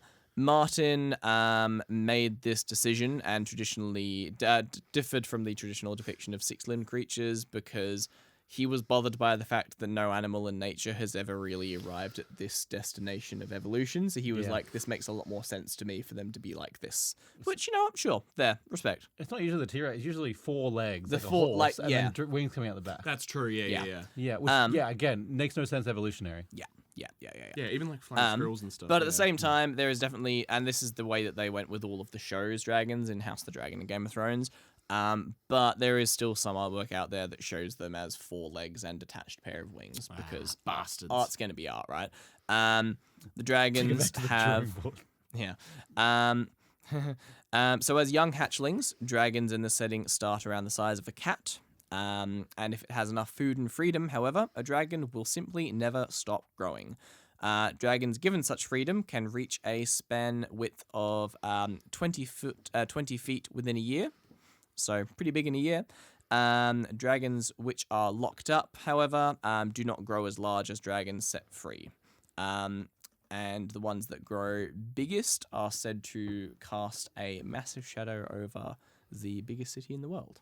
I forget the exact... Actually, I'm going to check that real quick. Check the wingspan on Yeah, that. how big was son of a Valerian gun. on the Dread when he Yeah. fucking died? How old was he? He was like 200 years old at that point. Valerian the Dread. He's old. He was old. Wing. 200 years old. It's one thing I kind of like about dragons in like D&D is that the older they get, the more powerful they get, and they do not die. So, These ones at least die. Valerian, the biggest dragon, he had, at the time of his death, supposedly a wingspan of 453 feet, or 1.5 football fields. Can you please translate into the metric system and not American? 138 meters. Okay, thank you. I was like, oh, he's about to say meters. Football fields. You motherfucker. I don't know how big a football field. It's like, actually, what's AFL to football? My brain clicked to like British football. That's probably It'll mean definitely an American Yeah, football. that's a fair point. But yeah, so 100-meter pool, that plus nearly the same thing half again. That's the wingspan of this fucking monster. That's crazy. That's massive. Oh, an Australian football field is actually a lot bigger than an NFL pitch. Oh god, Oh, yeah, they're the biggest fields. yeah. No, I They're don't huge. know. They're huge. There you go. To be fair, we do have like 13 people aside. Yeah. It's a party out there. So, that is a little bit about them. We also see that dragons have all sorts of different colors in this setting. We see red ones, not purple. Actually, it probably is a purple one. White dragons, black dragons, red dragons, green dragons. Purple dragon is fuck. This would be way better if I knew his name. Spyro? No, Star Wars. What's the Star Wars? Samuel L. Jackson? Mace Windu? Yeah, Samuel. It's Samuel L. Jackson's dragon. Oh, I yeah. was going to say it's Spyro. That's the purple dragon. I was joking about the lightsaber. That's a harder reference. Okay. It's not that hard a reference. Look about dragons here. It's one of the special ones of purple. I like the gold dragon. Yeah, the gold dragon's cool. So it is said that dragons are fire-made flesh. Great heat emanates from the dragons' bodies to the point where they steam during cold nights, and when they are wounded, their blood is known to smoke. Nice. Smoke often comes from dragons' mouth and nostrils, and dragon flame is expelled from the dragon's mouth. Dragon flame is distinct from flame. Dragon flame appears to be a lot more... It's actually a good, really It's a good valid question. Actually, You you're laughed not- at me. So I did laugh, but no, he's actually right because Dragon Flame is different. Because in a lot of fantasy, it often is like a very specific thing. Yeah, it's from what we see, it's a lot more destructive and explosive than just simply. Nice, good, yeah. So it's much more of like a wizard casting fireballs than it is I have a flamethrower. So it's less the super intense heat angle and much more the explosion angle. explosion fire. Yeah, cool. definitely. Nice. Yes. I was going to try and get a photo up to show the size of Vagar when Vagar's really old. Yeah. To show Guy. That's its wing, and that's a kid. Oh, that's big ass dragon. Oh, the scale they managed to get in, and that's its head. yeah. And That's they managed to get in House of Dragon. Vagar is so cool. the image I am being shown by Matt for people who don't know who Vagar is of a very old, appearing dead dragon, sleeping dragon with a child standing in front of it. The child is dwarfed by this incredibly large dragon. It's barely the size of like tooth. an appendage on its fingers, or a tooth of the dragon. Yeah. Anyway, we're going to keep going. Delightful. So that's dragons. So we're going to talk about the beginning of how the Valyrians went from shepherds with dragons to a peninsular empire. So we have a thing called the Giscari Empire, which was the original power in the east. In the show and the books, we see much of their leftovers in a lovely place called Slaver's Bay. I wonder what their economy was based on. They are kind of the Egyptians of this world. They have massive pyramids, beautiful cities, and they all worship the harpy. And as such, they have harpies built into their architecture everywhere. But then the Valyrians rose to power in the peninsula, a bit to the west of them, and the two powers began to fight because the Valyrians wanted to expand onto the mainland, and that's where the Giscari were. They didn't want to give up land. You get the idea. The Giscari, being very reasonable, didn't want to lose their land. Being very reasonable, didn't want to... Being very selfish, actually. It is uncertain why they first started officially fighting. Valyrian sources claim the Giscari attacked first because they wanted dragons for themselves and that they were acting first in self-defense, but it seems likely that the Valyrians wanted to take power for themselves and took the chance to use their dragons. The Valyrians and the Giscari went to war 5 times. Each time the Valyrians won and gained more ground, but the Giscari were determined not to stop, so they recovered, came back for another war. The Valyrians eventually went to the full extreme and completely unleashed their dragons on the capital and the civilians of the Empire. Massacre, slaughter, and destruction. Yay! Woohoo! It becomes a running theme for the Valyrians. The Valyrians stomped the Giscari culture, educated out their language, took their cities and their people, threw their people into slavery, and adopted their customs of slavery, something that would then become integral to the Valyrian Empire going forward. Yay. It's really disappointing that George isn't being historical there. Like, just never seen that in history before. Yeah. George invented slavery. He did. This gives rise to a mighty empire that encompasses the entire southern part of the continent, all ruled out of the capital city of Valyria in the peninsula. And it was around this time that the beginnings of House Velaryon went out on their boats and settled Driftmark, their island in the west. So Get it done early.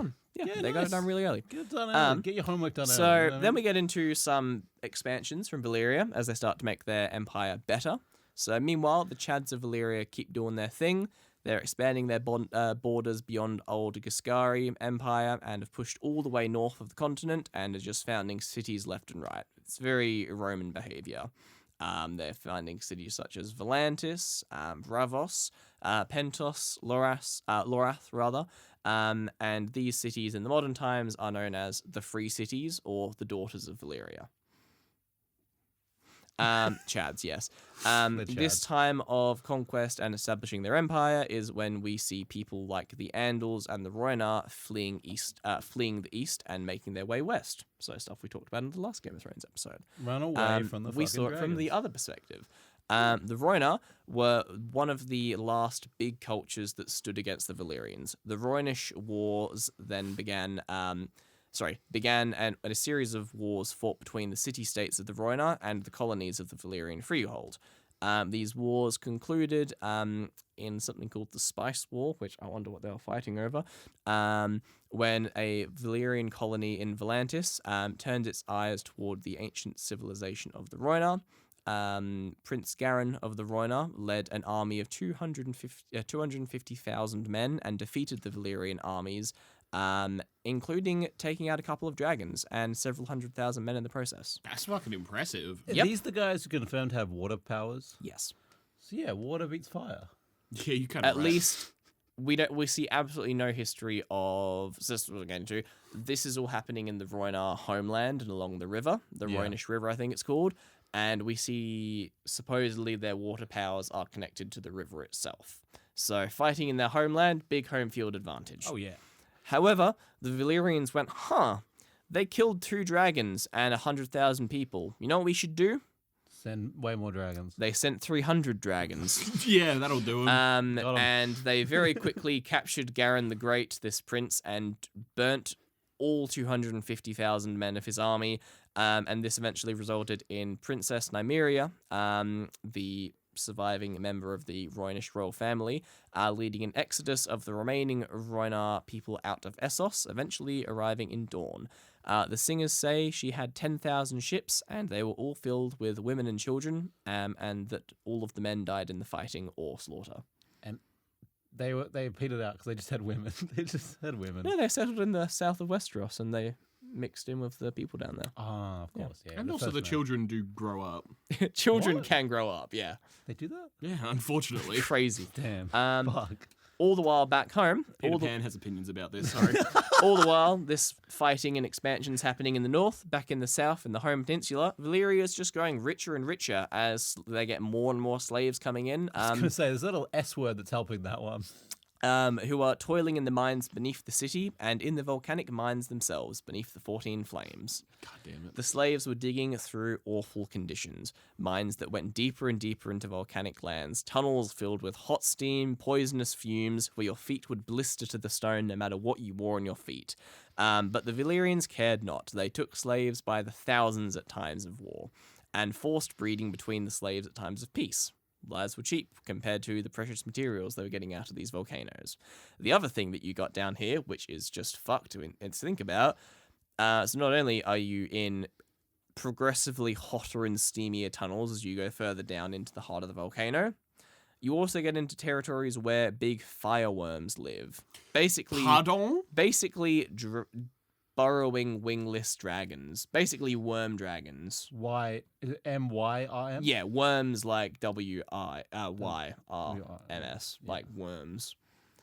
So sometimes you just get an entire branch of mines just up, all the slaves in there are dead, up, they found a fireworm, they're gone. Big fire lizard. That's... So- I mean, like a I'll be salamander. honest. It was pretty bad already. They were in slavery, but like, I think this is gotten worse. Yep, just a bit, eh? Guys, I don't know. My God. Yep. But they just wanted them to keep digging deeper and deeper and deeper and deeper and deeper into the volcanoes. To and get we know more... that digging deeper always is a good idea. It Always never ends goes well. wrong. You never dig too deep. So, the city itself, Valyria, is said to have topless towers. Because, Ooh. Oh, top move. Yeah. because dragons. They want them to be fly in and out of okay, their yeah. towers. I was hoping everyone in taking this, my titty and I was they hoping everyone in used- this yeah. tower was topless. They're just It's sexy as hell. It's like naked Um, beaches. Yeah. Yeah, the Topless towers. incest people are so It's sexy. the topless tower. They used sphinxes as decorations. And Real in terms sphinx? of sphinxes. Real sphinx? Yeah. A creature? No, like carvings. That's what I'm... Yeah. You said sphinxes as decorations. Then there's dragons around. What am I to know? That's fair. That's a really good No, one. that's fair. In terms of actual appearance, all the images we see of this, weirdly enough, gives a very slight Cambodian quality to it. And if you start to picture like temples like Angkor Wat, Angkor Thom, that sort of architecture, Yeah, you know those sort of temples that you've been to. Are you uncultured? Have you not been to Cambodia?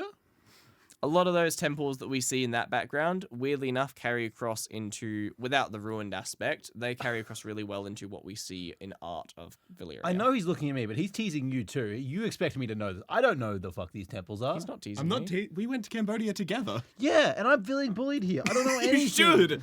You just had to go to Nepal or whatever the fuck you went to. Poland. Actually, no, you didn't go anywhere, did you? Because you I weren't. wasn't part of the private school kids who got to go to another country. Definitely.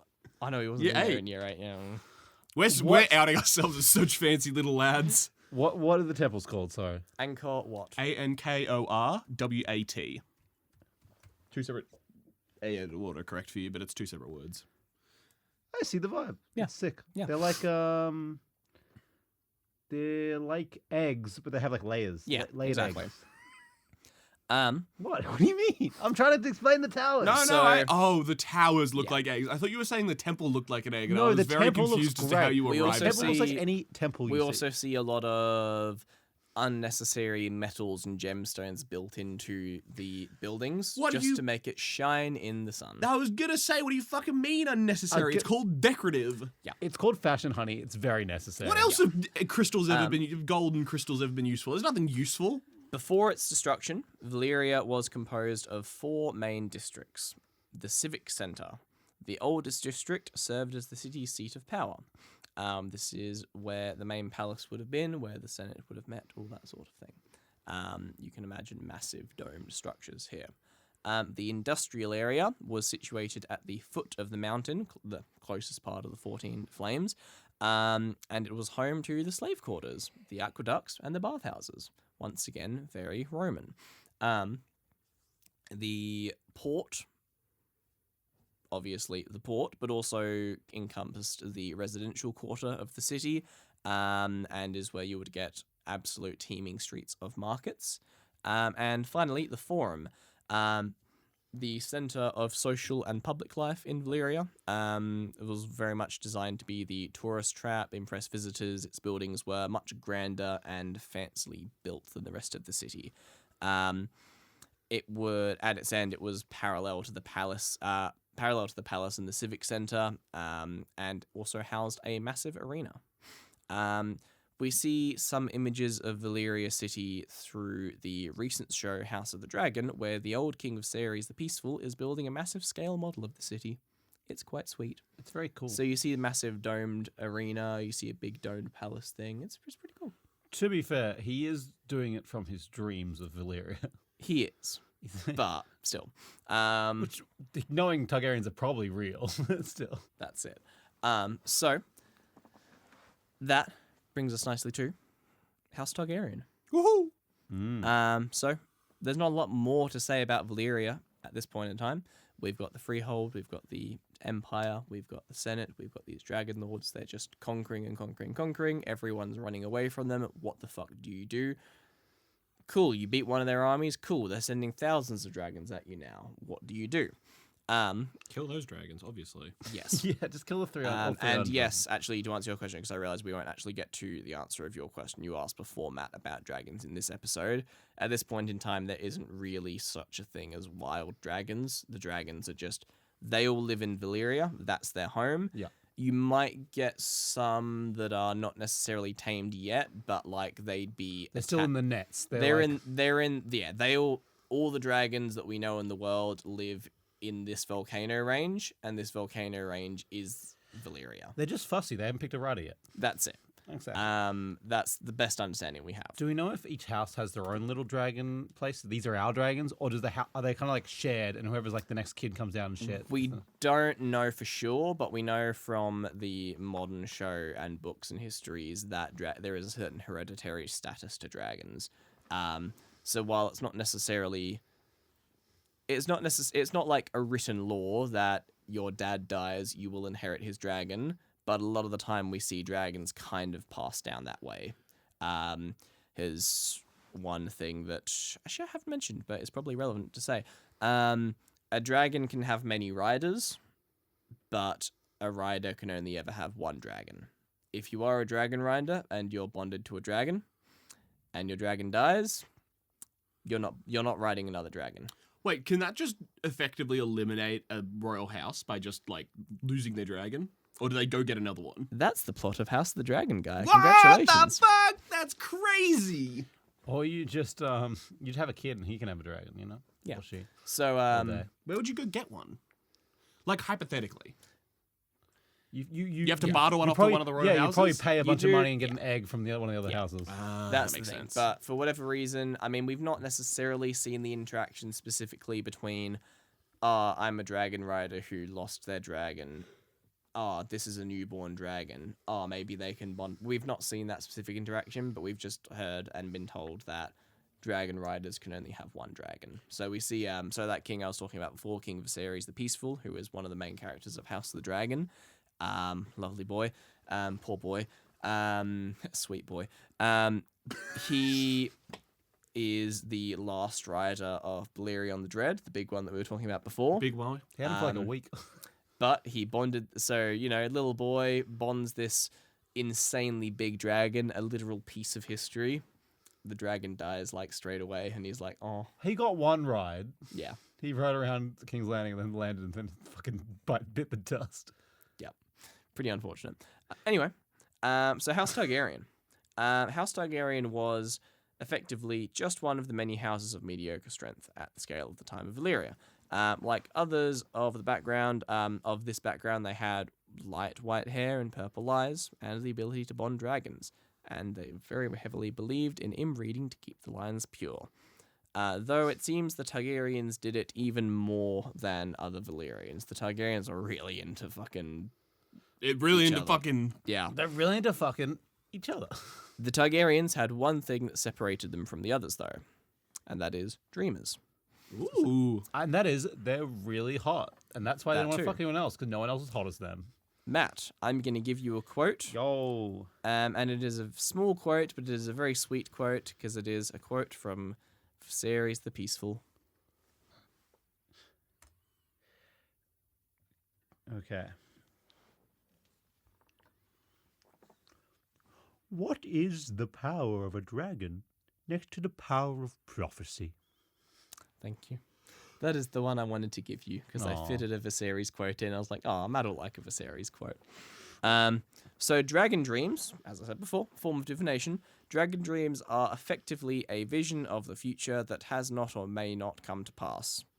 Maybe. Or maybe it's not. Who knows? It's really vague divination in this setting.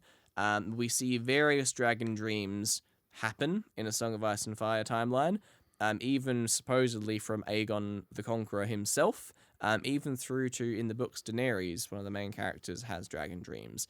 But it is a character we're going to talk about now called Denise the Dreamer that is perhaps the most famous of all.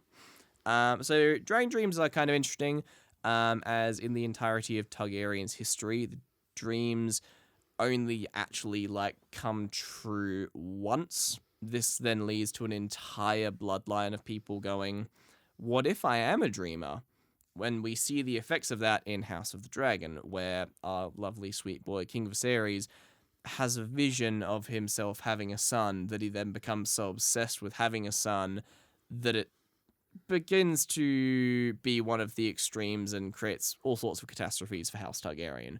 When it's like, maybe he's not actually a dreamer, maybe he just had a dream once. People can just have dreams, you know? I would argue that it happens quite a bit, honestly, from the couple times that do come true. It's not just once that's happened. But a lot of the time it comes across as more self-fulfilling prophecies. That is more true. my point. They're always vague, and they're usually not what the person who has them thinks they are. That's my whole point. Yeah. That there is only one time that we see, in terms of actual written history, holy shit, I had a dream about this terrible thing coming. We need to escape this thing. This thing actually happened. Every other time, it's things like Daenerys has a dragon dream about her brother being cruel and mean, and that gets him into trouble. And then he's cruel and mean, and it gets him into trouble, but it's also like he was already cruel and mean, and it was already getting him into trouble. You know what I mean? It was less of a premonition of the future and more just yeah, he's probably going to get into trouble for that behavior. It does seem to hinder the family more than it helps. There's for example, there's the House of the Dragon time where he's so obsessed with having a son that he gets his wife killed because he sees many dragons roar together, which probably is the war of the dragons more than dragons getting together. Then there's also from the House and Egg, and he sees one of the Targaryens sees a dragon being hatched, but it's pretty heavily implied that it's not him. It's more the implication is there's a character named Egg, and it's implied that him coming out of his shell and being more a Targaryen is the dragon that was being hatched, not the actual eggs the other guy had being hatched. Yeah, exactly. So there's a lot of annoying vaguety, and it's like, maybe this isn't a power the house has that they say they have. Maybe it's just one person had a future dream once that came true, and now the rest of them just massively overanalyze every dream they ever have in case they have that power. Does that kind of make sense to you, Guy? I mean, yeah, but I guess so. I mean, I guess that's most of what, I think historical sort of clairvoyancy and that sort of stuff is just that guy was right once. Half the time it's literally just oh, you're vaguely smart. It's like the winter. Soon there will be a great cold upon us. We must gather food. It's like, that happens every year. It's like the soothsayer knows great things. It's like, they've just been around for a while and kind of know how shit works. There is I saw a theory because a lot of the time it happens throughout Targaryen history. A lot of Targaryens burn themselves alive. A lot. Okay. Because they think they're obsessed with fire and they think they're immune. They're trying to hatch eggs a lot of the time. Oh, okay, gotcha. But I saw a theory that because it does happen once in the books that Daenerys lights herself on fire and hatches eggs, right? I saw a theory that everyone has just seen that through their dreams. They've seen the future, and they're like, "Oh, it's me. I should be me. It should be me." Yeah. So they all kill themselves by trying to light themselves on fire. So ego. Yeah. To touch on the important member of House Targaryen, realistically, it isn't Aegon, it isn't Daenerys, it isn't any of these people. It is the young Denise, or Denise the Dreamer. So when Denise was very, very young, kind of interesting throwaway here. I wasn't going to put it in, but then it has some interesting ties. George makes a lot of mention to the fact that she's still a virgin when she has this dream, which is like, why? But upon looking into it, it's interesting. There's a lot of stuff in Nordic and pagan druid practices where for people with the gift of foresight, it can only be women of a certain age, and they only have their gift of foresight while they're still a virgin or whatever else. So this is why all the other dreams didn't come true, because they fucked their siblings. They God immediately damn fucked it. their siblings. Yeah. Fuck So, me. interesting thing. George tried to make it kind of paganist, I guess. Whatever.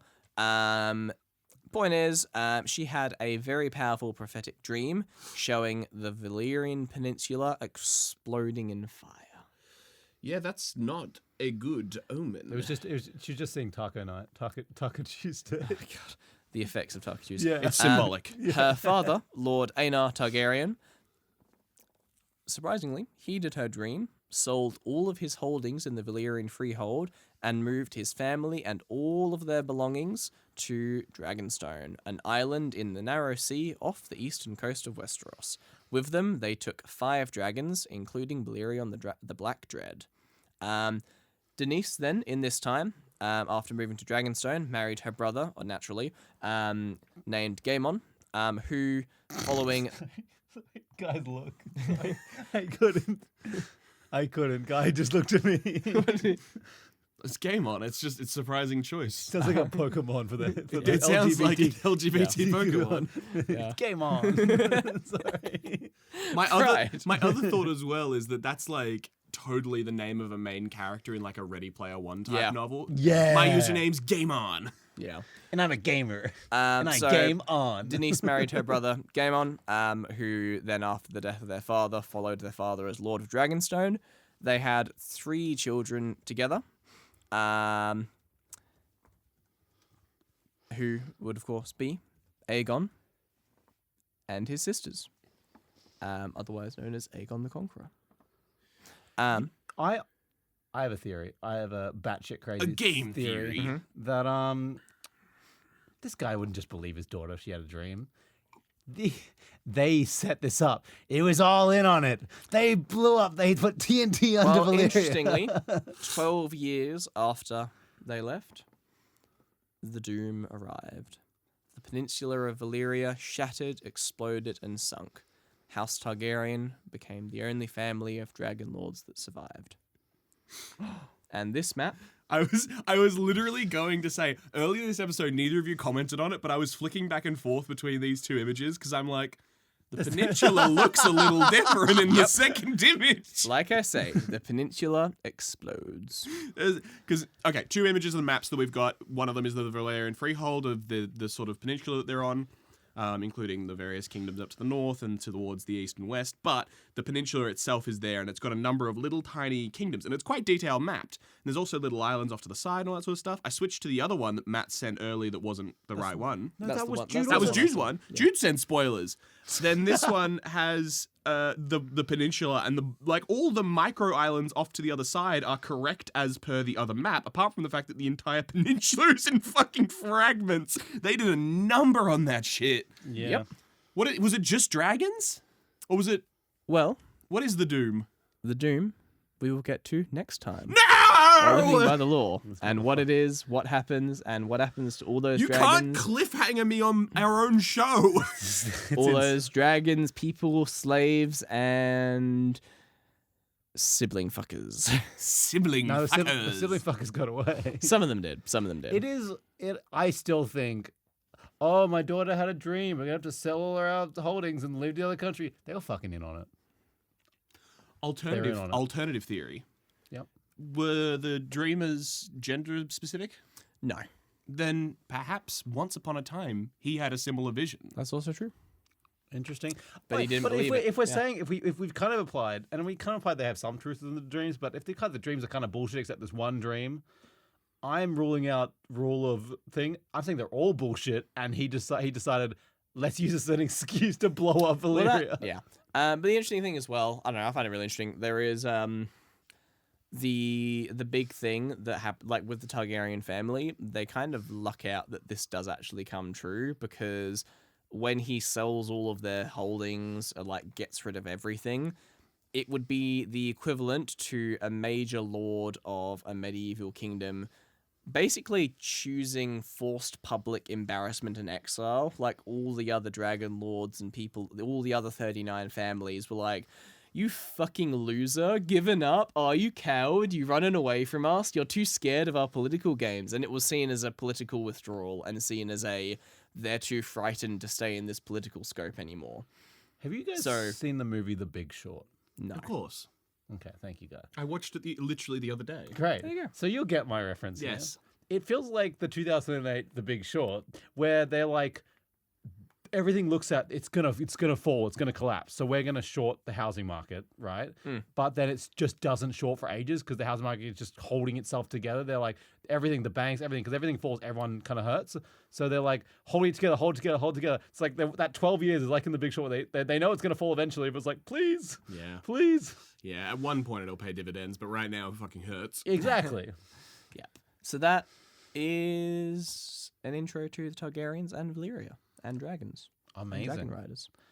Hell yeah. God, I love Valyria. I love dragons. It's so fun. I'm so sad. Talking of dragons, why don't you dragon yourself over to patreon.com and join our ranks of prestige lawkeepers? Yeah, thank you. Join our lawkeepers, and you get the benefit of being able to read our terrible scripts and see mini episodes of us talking about nerd news and video of our recordings. Awful faces. Yeah, amazing videos. So Medusa And- style, be cursed. If you rate us on iTunes, every star you rate us is a dragon that your family gets. every star you rate us is another foot to your dragon. Yeah, sure. I don't know. Every star you rate us is another topless tower for your kingdom. Oh, that's good. I like. All I'm saying Like the is, topless towers. Aenar Targaryen had 5 dragons when he fled Valyria. I was gonna say. Do you want to be as cool as Aenar Targaryen? I mean, or- did he keep them all?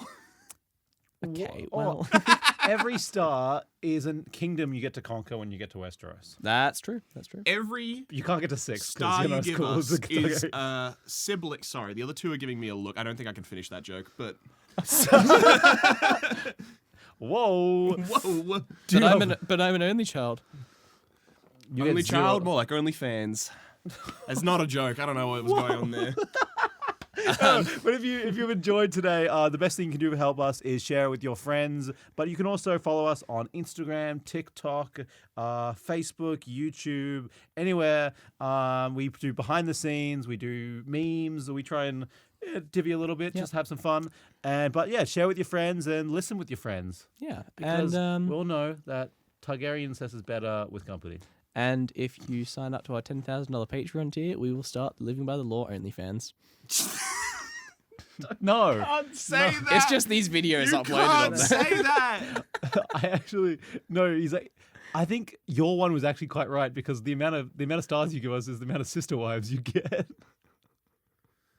Because you know how they get more and more sister wives. Oh, true. Yeah, the Targaryens do. They can I take cut my yeah. incest joke off No. so that way I wouldn't have to No, get that it's detailed. great. It's great. God it's damn in it. law. It's canon now. Don't. That's canon. I amount don't of wanna- stars you give us is how many slaves you get. No. Stop. What's worse, sister wives or slaves? Slavery. Slaves. Okay. Yeah, fair. yeah. I'm pretty I'm not hard on that interested one. in any sort of canonization unless I'm becoming a saint. Jesus. And that's all for tonight. Good night. Oh. Good afternoon. Good morning, sleepyhead.